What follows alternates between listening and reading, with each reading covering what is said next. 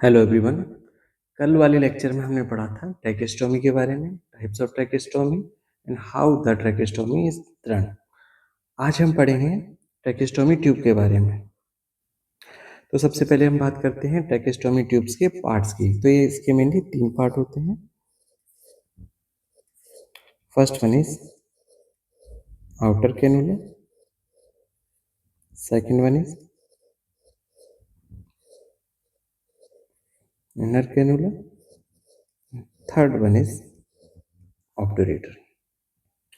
Outer cannula क्या है? Outer cannula is outer tube and inner cannula is inner tube. ये जो purple colour का पोर्शन हमें दिख रहा है इसे बोलते हैं ऑब्टूरेटर। नेक्स्ट हम बात करें function of the obturator. Obturator keep the tube open, it keeps tube open. किसी भी रीजन की वजह से अगर ट्रैकेस्टोमी ब्लॉक होती है तो ट्यूब को ऑब्टूरेटर को ट्यूब के अंदर से डाला जाता है and it will open the tracheostomy tube. Next जो विंग लाइक स्ट्रक्चर दिख रही है इसे बोलते हैं फ्लैंज। और यहाँ पर एक दो ओपनिंग दिखाई दे रही हैं जिसके अंदर से हमें टाई डालनी होती है बांधने के लिए, और उस स्ट्रैप को बोलते हैं हम वोलेरो स्ट्रैप। वोलेरो स्ट्रैप क्या है? वोलेरो strap is use to tie the tracheostomic tube, use to tie tracheostomic tube. ये वाला जो पोर्शन है ये है वन वे वॉल्व, जिसके अंदर से एयर डाली जाती है to inflate the cough.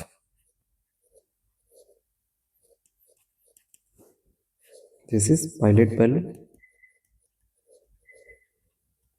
and it is inflation line.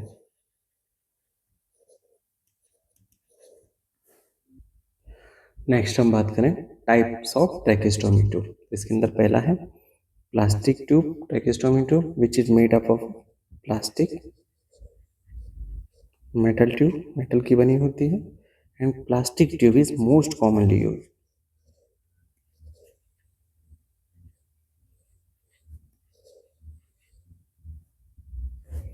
Third जो ट्यूब है हमारी वो है cuffed tube and fourth is uncuffed tube.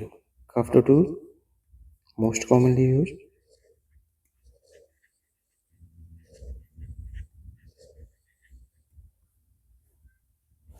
Uncuffed tube used in children because of weak tracheal wall.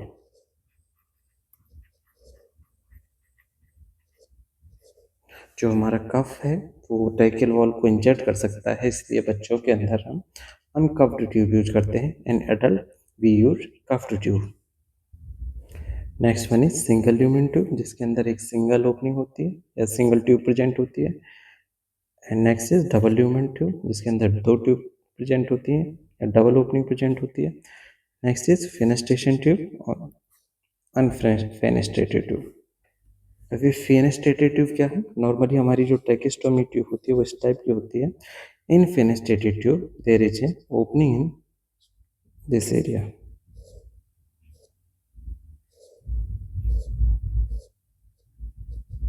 Opening present होती है, इसे हम क्या बोलते हैं? Fenestrated tube which allow patient to speak. In unfenestrated tube, patient does not speak. Patient does not speak. Next हम बात करें formula to determine tube size. तो इसके मेनली दो फॉर्मूला यूज किए जाते हैं ट्रैकेस्टोमी ट्यूब के लिए। पहला है as in years upon 4 + 4 mm, and second one is weight in kilogram upon 10 + 3.5 mm। Next अगर हमें सक्शन कैथेटर का साइज देखना है ट्रैकेस्टोमी ट्यूब को सक्शन करने के लिए, we use formula tracheostomy tube size × 2। Next हम बात करें complication of tracheostomy tube. Tracheostomy tube को इंसर्ट करने के बाद क्या क्या कॉम्प्लिकेशन देखने को मिल सकते हैं, तो इसके अंदर पहला है bleeding. Bleeding most commonly seen. अगर क्वेश्चन पूछा जाए most common complication of tracheostomy tube, the answer is bleeding. if tracheal artery is rupture if tracheal artery rupture, it will cause severe bleeding resulting in death of patient. Next जो complication है वो है aphonia. Aphonia means lack of speech. Person बोलना बंद कर सकता है due to laryngeal damage. Larynx क्या है? Also known as voice box, इसकी वजह से हम बोलते हैं। अगर लैरिंग्स ही डैमेज हो जाएगा एंड पर्सन बोल नहीं पाएगा, इस कंडीशन को हम क्या बोलते हैं? Aphonia.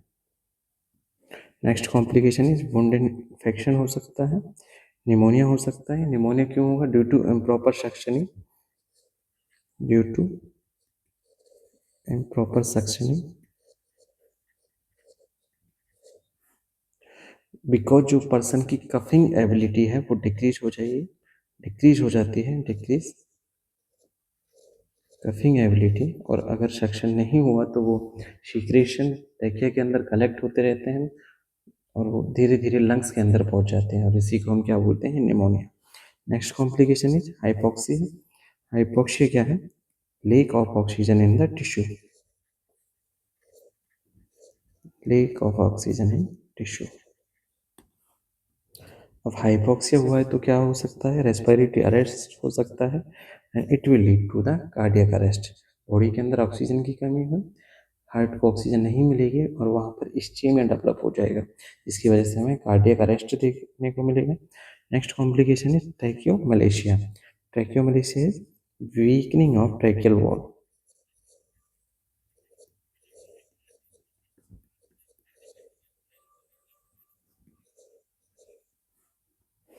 Next complication is tracheoesophageal fistula. Fistula क्या है? Abnormal connection, abnormal connection. जो ट्रैकिया और इसोफेगस के बीच में कनेक्शन डेवलप हो जाएगा, इसी को हम क्या बोलते हैं? ट्रैकियोइसोफेजियल फिस्टुला। नेक्स्ट हम बात करें care of the tracheostomy tube, कि भाई ट्रैकेस्टोमी ट्यूब को पेटेंट कैसे रखना है, कैसे प्रिवेंट इन्फेक्शन से हमें प्रिवेंट करना है। तो इसके अंदर सबसे पहला है प्रॉपर सक्सेनिंग।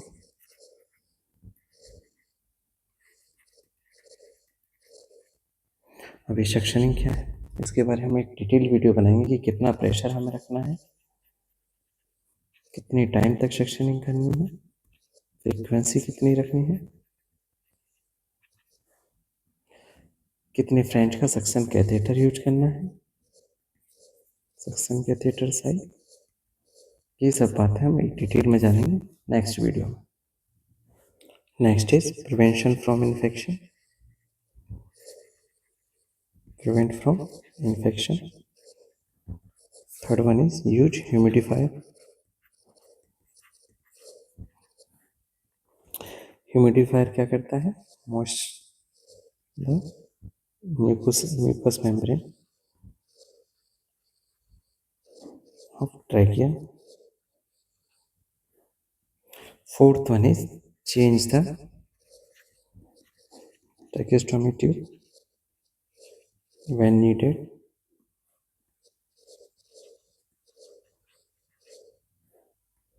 नेक्स्ट जो क्वेश्चन बनता है हमारा वो क्या बनता है भाई? Removal of tracheostomy tube is called decannulation.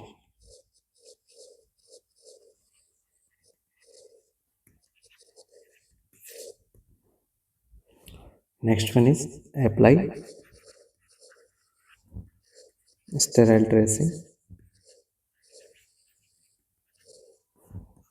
Next one is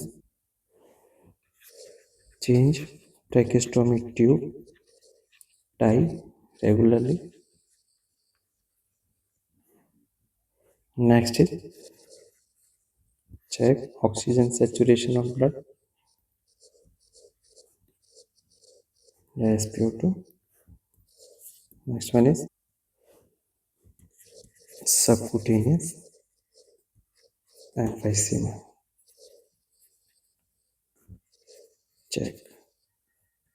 This subcutaneous emphysema क्या है? Subcutaneous emphysema is presence of air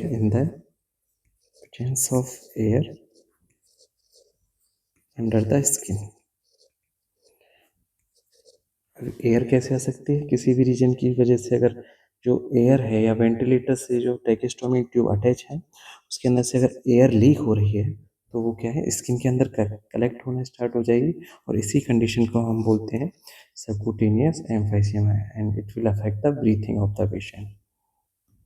बात करें हम मैनेजमेंट ऑफ सबक्यूटेनियस एम्फाइसीमा, क्या है? Needle puncture. एक निडल इंसर्ट करनी है स्किन के अंदर और वो एयर है बाहर आ जाएगी। Next is check for blockage of tube.